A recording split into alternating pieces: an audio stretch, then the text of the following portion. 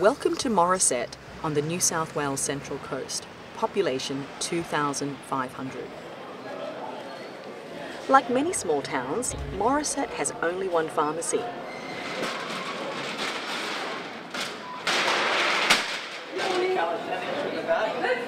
Did you walk this morning? I did. Good on you.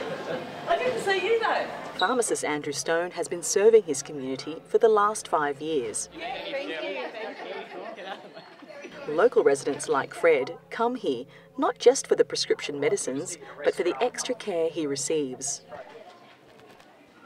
Like Fred, new mum Kate is seriously concerned about the looming changes. My mum can come in here and get things like her blood pressure tested, and she knows the pharmacy where if she's run out of a script and hasn't realised, she can always ring and talk to them. And you know, it's those services to the community that, make a huge difference. Well, I guess for a start, Morisset is a one pharmacy town, so we are a primary service provider in this area. The community looks to us to provide not only their medication supply, but a whole range of other services. So bottom line is, the reduction in our funding will ultimately mean that we may not be able to offer the sort of services, so the free services that we offer.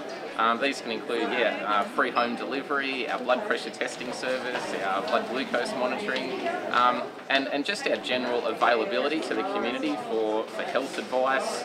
We're very accessible. Despite the outrage of the pharmacists, Australian families already pay some of the highest prices for medicines across the world. Up to 10 times what a family living in the United Kingdom would pay for the same prescription medicines.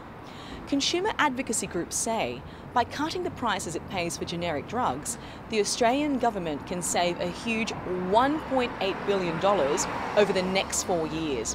That's a saving of $150 per Australian. We have a lot of sympathy for those communities that see one pharmacy that they're able to rely on and its survival is critical.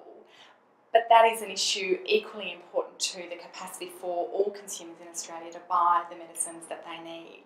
What ACOS has been seeing for several years now is that consumers are constantly having to choose between affording the medicines that they need and affording other essentials. So what it comes down to is the purpose of government subsidies and the way that businesses like pharmacies can best work to support their community's needs as well as to sustain their own future. We totally understand, I guess, the government point of view, and the Guild government agreement comes out every 5 years, so, the next one is due in 2015, so I guess pharmacy works with a business plan and a business model based on what we're told each 5 years. Ultimately that means the customer service, is going to be compromised.